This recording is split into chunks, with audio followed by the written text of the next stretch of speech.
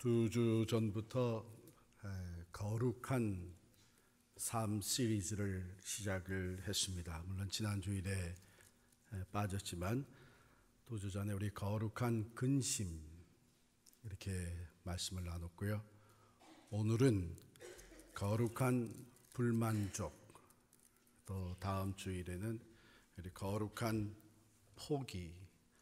그래서 우리 세상적으로 볼 때는 이게 부정적인 단어인데 근심이나 불만족이나 또 포기나 부담감이나 이런 부정적인 단어인데 실제적으로 우리 그리스도 안에서 그것이 거룩한 의미를 담고 있을 수 있다 하는 것을 우리가 함께 나누게 됩니다. 오늘은 거룩한 불만족, 또 holy dissatisfaction 또는 divine discontent. 두 친구가 산길을 가다가 큰 곰을 만났어요. 곰이 이 두 사람을 보고서는 손살같이 쫓아오니까 죽어라 하고 도망을 갑니다. 도망을 치다가 한 친구가 갑자기 탁 멈춰서더니 신발끈을 다시 붙잡아 매는 거예요. 그걸 보고 옆에 친구가 야, 이 녀석아, 신발끈을 다시 맨다고 네가 곰보다 더 빨리 달릴 수 있을 것 같아. 빨리 도망가자고. 그랬더니 이 친구 하는 얘기가 내가 곰보다 더 빨리 뛸 필요가 뭐 있어. 너보다 빨리 뛰면 되지.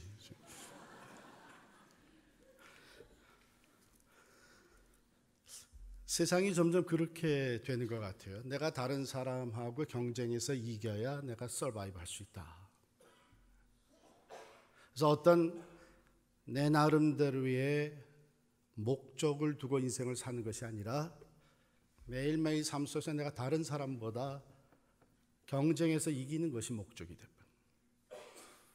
그래서 내 아이가 더 좋은 학교에 들어가야 되는 거고, 내 인컴이 더 높아져야 되는 거고, 내 비즈니스가 경쟁해서 이겨야 되는 거고, 우리 교회가 더 빨리 성장을 해야 되는 거고, 이것이 우리 인생이 돼가는 것 같아요. 또 세상은 자꾸 그걸 부추기는 것 같습니다. 새로 나온 전화가 또 다른 모델이 나오니까 마치 나는 경쟁에서 벌써 뒤지는 것 같아서 나도 그것을 사야 되는 거예요. 이런 것들은 끊임없이 우리의 삶 속에 불만족을 만들어 나갑니다. 점점 저 삶이 행복해지는 것이 아니라 점점 불행해지는 거 아닌가. 더불어 살아가는 사람들 사이에 서로를 위로하고 세워주고 사랑하고 섬겨주는 거기에 참 행복이 있을 텐데, 세상은 친구라도 내 경쟁의 대상이 되게 되면 어떻게 해서든지 끌어당기고 내가 앞서고 그를 죽이고 내가 살아야 된다는 이런 세상으로 변질되어 가고 있습니다. 인생은 어떻게 보면 경주하는 거죠. 그런데 그 경주의 목표가 무엇이냐 하는 것이 매우 중요합니다. 우리의 삶 속에 불만을 가지게 되는 것, 불만족이 생기는 것은 다분히 내 기대대로 되지 않기 때문에, 또 내 목표에 미달하기 때문에 불만이 생기는 거죠. 그렇기 때문에 내가 기대했던 대로 우리 아이의 SAT 스코어가 나오지 않게 되면 불만이 생기는 겁니다. 기대한 만큼 수입이 들어오지 않게 되면 불만이 생기고, 내가 기대한 만큼 프로모션이 되지 않으면, 기대한 만큼 성장이 되지 않으면 불만이 생깁니다. 그럴 수밖에 없죠. 우리가 목표가 있고 그것을 기준으로 우리가 측정을 하고 평가를 하기 때문입니다. 불만족의 원인이 거기에 있는데, 오늘 사도 바울은 남다른 불만족을 가지고 있는 것을 보게 돼요. 12절 말씀 돌아가서 있습니다. 내가 이미 얻었다 함도 아니요 온전히 이루었다 함도 아니라 dissatisfaction. 나는 결코 현재로 만족할 수 없다. 지금까지 해온 것으로 만족할 수 없다. 내가 얻기도 하고 성취도 해왔지만 나는 아직 온전히 이루었다고 만족할 수 없다. 그런 불만족이 여기 내포되어지고 있습니다. 그런데 사도 바울의 불만족은 거룩한 불만족이라고 얘기할 수 있습니다. 왜냐하면 그가 세운 목표가 거룩하기 때문입니다.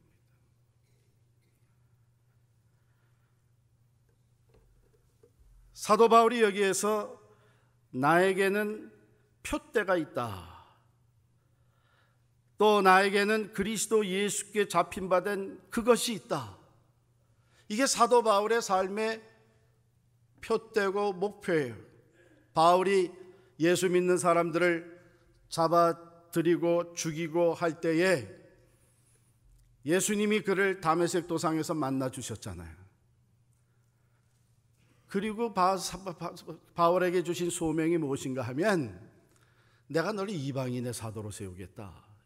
유대인들뿐만 아니라 이방인들에게도 유대인을 제외한 모든 인류가 생명의 복음을 받아들이고 예수 안에 구원을 얻어야 되는데 그 일을 위해서 내가 너를 택하였고 지금 너를 만나주는 것이고 내가 너를 보내는 것이다.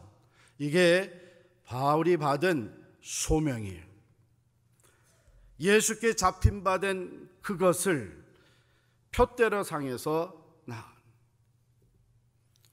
바울은 이미 많은 일을 했습니다. 여러 지역에 다니면서 교회를 세웠어요. 누구보다도 수고를 많이 했어요. 누구보다도 많은 영혼 구원을 이루었어요. 그럼에도 불구하고 지금 바울은 나는 여기서 만족할 수 없다. 여러분, 이것은 바울이 일 자체, 사역 자체, 선교 자체 그것만을 얘기하는 게 아닙니다. 여기에는 바울이 가지고 있는 더 높은 목적이 담겨져 있어요. 앞서 10절을 보겠습니다. 내가 그리스도와 그 부활의 권능과 그 고난에 참여함을 알고자 하여 그의 죽으심을 본받아 어떻게 해서든지 죽은 자 가운데서 부활에 이르려 하노니, 이렇게 시작하고 있어요. 그러니까 바울이 이방 선교를 위해서 최선을 다해서 살아가는 것도 그 일 자체가 궁극적인 목적이 아니라 생명의 복음을 전하는 그 삶 속에서 바울은 지금 무엇을 더 깊이 경험하고 싶은가 하면 그리스도의 고난의 그 깊이에 더 들어가고 싶은 거예요. 그리스도의 부활의 권능이 어떤 것인지를 삶의 현장에서 더 강하게 체험하고 싶은 거예요. 한마디로 표현을 하면 그리스도를 더 깊이 알고 싶은 거예요. 왜? 그래서 그 그리스도를 더 닮기를 원하는 거예요. 바울이 에베소서에서 말씀을 전합니다. 우리는 그리스도 안에서 그리스도의 장성한 분량에까지 자라가는 것이 주님이 원하시는 것이다. 그러므로 바울은 사역 자체보다도 그 사역을 감당하는 동안에 그리스도의 고난에 더 깊이 들어가 보고 사역의 현장에서 살아 역사하시는 그리스도의 부활의 권능을 강하게 체험하면서 그리스도와 더 밀접한 관계, 그리스도를 더 깊이 알고 싶은 거예요. 여기 안다고 하는 표현이 10절에 나오고 있는데요. 내가 그리스도와 그 부활의 권능과 그 고난의 참여함을 알고자 하여 그리스도를 안다. 히브리 사람들의 표현에는 야다라고 하는 히브리 단어를 씁니다. 안다고 하는 표현이에요. 근데 이것이 헬라 성경으로 번역될 때에는 기노스케인이라고 번역이 됩니다. 그러면 히브리 사람들이 얘기할 때 야다라고 하는 것, 안다고 하는 것은 무엇을 의미하나 하면 지식적인 것을 얘기하지 않습니다. 물론 그것도 포함이 됩니다만 실제적으로 야다라고 하는 뜻은 인간이 가질 수 있는 가장 친밀한 관계를 의미하는 것인데, 구약 성경에 보면 아담이 이브를 안다 하는 표현은 아담과 하와가 이 부부로서의 친밀한 성관계에 들어가는 것을 의미합니다. 여러분, 또 신약 성경에 마리아가 너 성령으로 잉태돼서 이제 임신했다고 천사의 메시지를 받았을 때에 마리아가 뭐라고 얘기합니까? 나는 사내를 알지 못하는데 어찌 이런 일이 있을 수 있겠습니까? 아니, 마리아가 처녀인데 사내를 왜 모르겠어요? 그러나 거기서 안다고 하는 표현은 나는 다른 남자와 관계를 가진 적이 없는데 어떻게 이런 임신을 할 수 있습니까? 그 얘기거든요. 그러니까 여기 바울이 예수 그리스도를 내가 알기를 원한다고 하는 이 표현은 뭐냐 하면, 예수 그리스도와 아주 친밀한 관계, 그리스도의 고난의 깊이를 내가 더 알고 그리스도의 부활의 능력을 더 체험하면서 그리스도를 온전히 닮아가기를 원하는 것을 얘기하는 거예요. 바울은 그것을 위해서 그리스도를 아는 지식이 고상함을 깨닫고 나서는 이 세상에 자랑하던 것을 다 배설물과 같이 여기게 됐습니다. 그것이 바울이 가지고 있는 표대입니다. 바울은 자기 자신을 다른 사람과 비교하지 않고 자기 자신을 예수 그리스도 앞에서 평가하고 있는 거예요. 그러면서 만족할 수 없는 마음의 부담감을 갖습니다. 난 아직도 멀었구나. 난 아직도 주님을 닮아가려면 더 달려가야 되겠구나. 더 열심을 내야 되겠구나. 내가 더 그의 고난에 참여해야 되겠구나. 그래서 그의 부활의 권능도 더 체험해야 되겠구나. 예수님께서 제자들을 불러주실 때에 아무든지 나를 따라오려거든 자기를 부인하고 자기 십자가를 지고 나를 쫓을 것이니라 그랬어요. 그러므로 그리스도를 따르는 그리스도의 제자들은 그리스도의 장성한 분량에까지 자라가는 것이 우리의 목표입니다. 우리 주님께서 여러분을 불러주실 때에 너 이제 내 제자가 돼서 너희 교회 담임 목사보다도 더 거룩하게 신앙생활해라. 그 교회 장로들보다도 더 신실하게 신앙생활해라. 이렇게 하면서 우리의 비교의 대상을 다른 사람으로 정해주지 않았어요. 나를 따라오라 그랬어요. 주님을 따라가는 거예요. 그런데 우리는 종종 세상에서 가지고 있는 그 멘탈리티대로 다른 사람과 비교를 하는 것이 우리의 삶 속에 쉽게 찾아옵니다. 이만하면 내가 누구보다도 열심히 신앙생활하고 있고, 이만하면 내가 누구보다도 오래 섬겼고, 이만하면 내가 누구보다도 성경 공부를 많이 하고 있고, 이렇게 다른 사람하고 비교하면서 한편으로는 교만해져요. 또 다른 편으로는 나태해져요. 나는 할 만큼 했다고 하는 것이죠. 그러나 사도 바울은 끊임없는 거룩한 불만족을 가지고 지금 감옥에 갇혀 있지만 그의 영혼은 여전히 표대이신 예수 그리스도를 향해서 달려가고 있는 것입니다. 주신 소명을 위해서 이방인의 선교를 위해서 물론 달려가고 있습니다마는 바울의 궁극적인 표대는 예수 그리스도이기 때문에 고린도전서 9장에 보면 이런 얘기를 합니다. 내가 날마다 나를 쳐서 복종시키는 것은 내가 복음을 전한 후에 버림을 받을까 두려움이라 그랬어요. 거룩한 표대, 그것을 바라보면서 거룩한 불만족을 가질 수 있는 사람은 성숙한 사람입니다.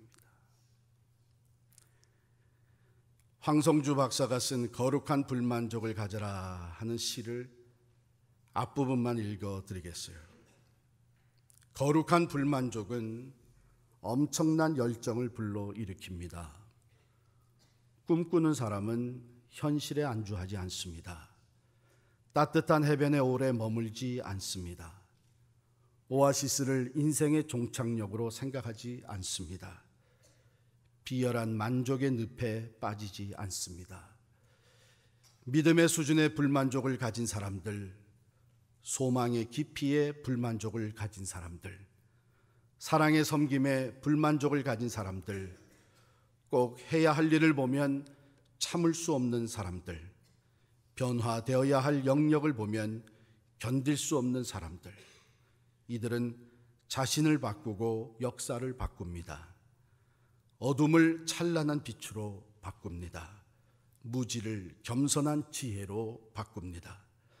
열등감을 건강한 자긍심으로 바꿉니다. 나태함을 경이로운 생명력으로 바꿉니다. 무질서를 깨끗한 질서로 바꿉니다. 방종을 아름다운 절제로 바꿉니다. 예수 그리스도를 바라보면서 거룩한 불만족, 내가 더욱 그리스도를 닮아가니 그리스도의 사랑의 인격, 그리스도의 인내, 그리스도의 화평, 그리스도의 온유함, 그리스도의 절제, 그리스도의 충성, 내가 이걸 더 닮아가야 되겠다고 하는 거룩한 불만족을 가진 사람일수록 그리스도의 말씀에 열심을 품게 됩니다. 그리스도와 대화하는 기도에 열정을 품게 됩니다. 내가 예배에 열심히 사라지고 하나님의 말씀을 사모하는 마음이 식어가고 기도의 시간이 점점 짧아지고 있는 이유는 우리의 마음속에 거룩한 불만족이 없기 때문이라 말할 수 있습니다. 어찌 보면 오랜 신앙생활이 우리를 이렇게 나태하게 만들 수가 있습니다. 그동안 잘해왔던 봉사와 신앙생활이 다른 사람과 비교하면서 스스로 안일하게 만들 수가 있습니다. 우리의 표대는 오직 예수 그리스도. 여러분, 우리가 주님 앞에 설 때에는 우리가 얼만큼 그리스도를 닮아왔느냐가 평가가 되는 것이지, 내가 누구보다 잘했다고 하는 것이 공로가 되는 것은 아닙니다. 우리는 다른 사람과 경쟁하듯 신앙생활하고 다른 사람과 경쟁하듯 목회하고 봉사하는 것이 아니란 얘기입니다. 우리는 오직 예수 그리스도를 바라보면서 예수 그리스도께서 내게 맡겨주신 사명에 내가 얼마나 충성을 하고 있는지, 예수 그리스도를 닮고자 하는 거룩한 불만족이 얼마나 나로 하여금 그의 말씀에 가까이 다가게 하고 그의 앞에 무릎을 꿇어 기도하게 하고 그가 기뻐하시는 일에 헌신하게 하는지, 이것이 오늘 우리들에게 주시는 말씀의 도전입니다. 텔레이오스, 오늘 본문에는 이 헬라 말이 두 군데 등장하고 있어요. 12절에 보면 내가 이미 얻었다 함도 아니요 온전히 이루었다 함도 아니라, 여기 온전이라고 하는 단어가 텔레이오스입니다. 그런데 내려가서 15절에도 또 한 번 나오는데, 그러므로 누구든지 우리 온전히 이룬 자들은 이렇게 생각할지니. 근데 이 텔레이오스라는 단어가 여러 면의 해석이 가능한 단어예요. 그러니까 12절에 온전히 이루었다고 하는 것은 예수 그리스도의 장성한 분량에까지 자라가는 것을 의미하는 것이고, 여기 15절에 온전히 이룬 자들, 여기 온전히는 성숙한 마음 자세를 얘기한 것입니다. 그럼 성숙한 마음 자세를 가진 신앙인이 누구냐? 주님 바라보면서 나의 부족함을 고백할 수 있는 사람입니다. 주님 바라보면서 내가 아직도 달려가야 될 길이, 내가 아직도 힘써야 될 길, 내가 아직도 주님을 닮아야 될 부분이 너무나 많다고 하는 것을 고백할 수 있는 사람이 성숙한 사람. 여전히 나는 그래도 누구보다 낫고, 누구보다 열심이고, 누구보다 더 많이 했고, 누구보다 더 큰 일을 했던, 이건 성숙한 사람이 아니라는 것이죠. 그런 사람들은 곧잘 다른 사람과 비교하면서 한편으로는 내가 그래도 누구보다 많이 했다고 하는 교만에 빠지든지, 아니면은 이제 나는 할 만큼 했다고 하는 안일함에 빠지기 때문에 너무나도 미숙한 모습을 드러낼 수밖에 없습니다. 그래서 바울은 15절에 이렇게 얘기합니다. 그러므로 누구든지 우리 온전히 이룬 자들은 이렇게 생각할지니, 즉 자기가 고백하는 것처럼, 바울의 고백처럼 나는 이미 얻었다 함도 아니요 온전히 이루었다 함도 아니라, 나는 뒤에 있는 것 다 잊어버리고 여전히 내 앞에 있는 표대, 주님이 주신 그 소명, 주님을 닮아가고자 하는 이 불만족을 가지고 나는 주님을 향해 달려간다고 하는 이 마음, 이 생각, 이렇게 생각할지니, 만일 어떤 일에 너희가 달리 생각하면, 이만하면 됐다, 나는 할 만큼 했다, 이렇게 생각하면 하나님이 이것도 너희에게 나타내시리라. 여러분, 이 구절이 두려운 말씀이에요. 하나님이 이것도 너희에게 나타내시리라. 하나님이 우리 자신을 들여다보게 하시는 방법, 나는 할 만큼 했다고, 나는 이룰 만큼 이루었다고 나태해지고 교만해진 마음을 다스리시는 방법은 때로는 고통스럽습니다.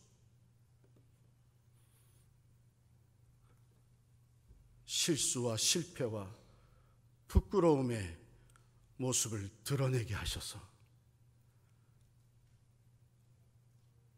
내가 된 줄 알았는데 난 되지 못하였구나, 나는 이루었다고 생각했는데 나는 아직도 멀었구나 하는 것을 깨닫게 해주시는,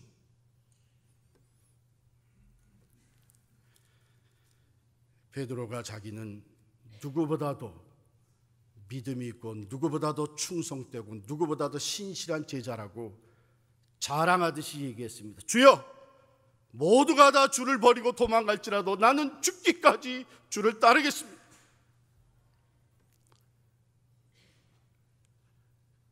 주님께서 베드로에게 달리 생각하도록, 그 생각을 고쳐먹도록 그에게 나타내셨습니다. 닭 울기 전, 새벽 닭 울기 전 예수를 모른다고 3번씩이나 부인하는 큰 실수와 부끄러움을 저지르게 허락하셨습니다. 사랑하는 성도 여러분, 요즘 우리 많은 사람들이 어떻게 하면 은퇴 준비를 잘할까, 이런 생각을 한 것 같아요.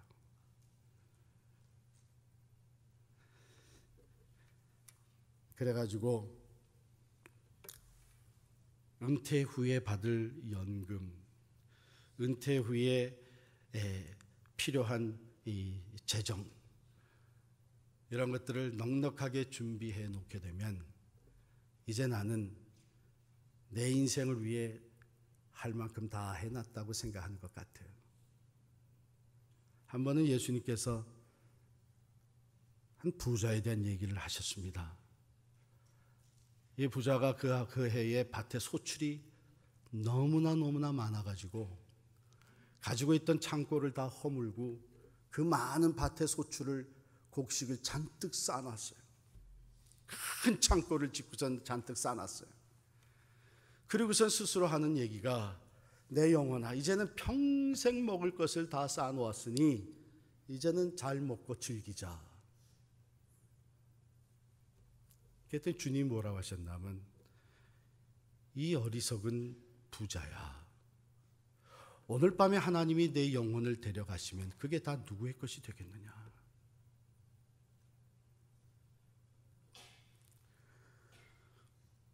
소중한 우리의 생명, 한 번 살다가는 우리의 인생, 아니 뿐만 아니라 예수 그리스도 안에서 영생의, 영원에 잇대어지는 가치 있는 인생을 사는 우리들이 고작 이 땅에서 먹을 것만 생각하고, 이 땅에서 삶이 끝나는 것으로 생각하고, 이 땅에서 필요한 것만 다 준비해 놓으면 할 일 다 했다고 생각하죠.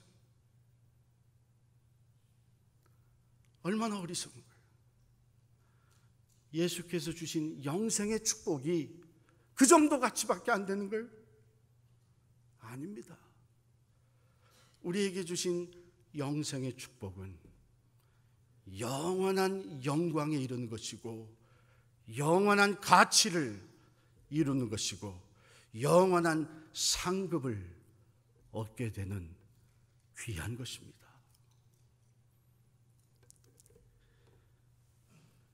전에도 제가 한번 말씀드렸지만, 이태리의 한 대학에서 졸업식이 있었고, 그 졸업식이 끝난 다음에 그 대학의 법대 졸업식에 스피커로 오신 신부가 캠퍼스를 거닐다가 법대 졸업생 하나를 만났어요. 이복에 단찬에 오늘 졸업했나? 예, 제가 오늘 법대 졸업을 했습니다. 아, 그래, 그동안 수고했네. 자, 이제 자네 무엇을 하려나? 이제 공부해가지고 변호사 자격증을 따야죠. 그렇지. 그 다음에는 뭐 할래나? 그 다음에 제가 좀 큰 법률 회사에 들어가서 훈련을 좀 받으려고 합니다. 그래, 그 도움이 되겠지. 그 다음에는 제가 제 변호사 사무실을 차리려고 합니다. 그 다음엔 제가 열심히 일을 해서 좀 큰 법률 회사로 키워보려고 합니다. 그래야지. 그 다음에는 글쎄요, 그때쯤 되면 결혼도 하고 자녀들도 낳아야 되겠죠. 그래. 그 다음에는 우리 자녀들에게 최고의 교육을 좀 시켜보겠습니다. 그래. 그 다음에는 우리 아이들이 시집가고 장가가고 그렇게 되겠죠. 그 다음엔 제가 이제 모든 것에 안정을 이뤘을 테니까 좀 여행을 하면서 살고 싶습니다. 그 다음에는 글쎄요, 그때쯤 되면 뭐 이제 은퇴할 때가 되겠죠. 그 다음에는 이 친구가 생각해 보니까 그 다음에 남은 건 한 가지밖에 없는 거라. 그래서 머뭇머뭇하고 있을 때에 이 신부가 뭐라 그랬냐면, 이복의 젊은이, 그 다음에는 영원이야, 영원. And then eternity. 이 젊은이가 그 얘기를 듣고 자기의 인생을 영원의 안목에서 재조명을 합니다. 변호사가 되었고, 훌륭한 법률 회사를 차렸고, 행복한 가정을 이루고, 돈도 많이 벌게 됐. 자기가 번 돈을 모교에다가 기부해서 좋은 식당을 짓게 만들었어요. 한 가지 조건을 냈습니다. 그 카페테리아에, 식당에 들어가는 앞 입구에다가 이 문구를 꼭 써주십시오. 그 문구가 바로 And then eternity. 그 다음엔 영원이다.